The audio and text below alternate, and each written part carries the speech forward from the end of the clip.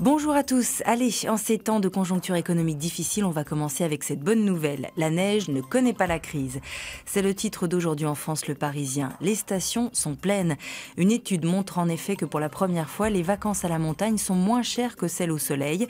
Fini l'image élitiste des sports d'hiver. Internet est pour beaucoup dans cette évolution des prix à la baisse.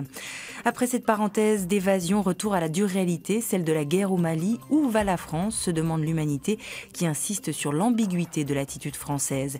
Des doutes relayés par Le Monde qui parle de l'impasse malienne et d'un combat difficile face à des groupuscules en mouvement permanent.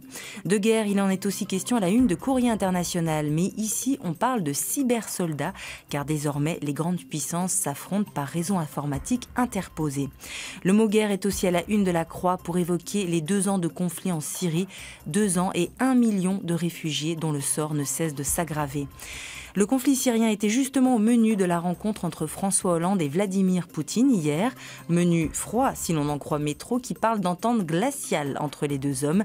Comment réchauffer tout ça ? Sans une bonne bouteille de vin ou de vodka, on n'y arrivera jamais, aurait déclaré le leader russe.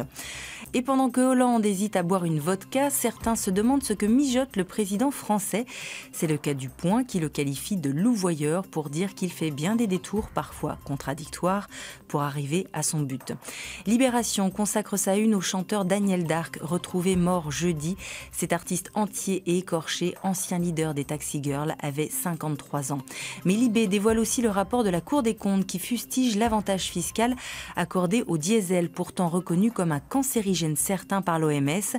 Il faut que ça cesse, mais réformer la fiscalité des carburants s'annonce très compliqué face au lobby des taxis, routiers et constructeurs. Si le diesel nous empoisonne, que dire de la nourriture ? Le Nouvel Observateur tient à nous dire la vérité sur ce que nous mangeons et passe en revue les saucisses cocktail, le saumon fumé, la quiche aux légumes surgelés et même le fromage blanc light. De quoi vous couper l'appétit. Et pour finir, Marianne s'intéresse à ces élites qui n'arrêtent pas de cracher sur la France et de la dénigrer, des chefs d'entreprise aux journalistes en passant par les politiques et les acteurs. Parmi eux, Depardieu. Son cas a inspiré le dessin de Willem dans Libération. Depardieu au centre de discussion avec un Poutine défenseur des droits de l'homme face à la terreur fiscale. Allez, bon week-end et à lundi.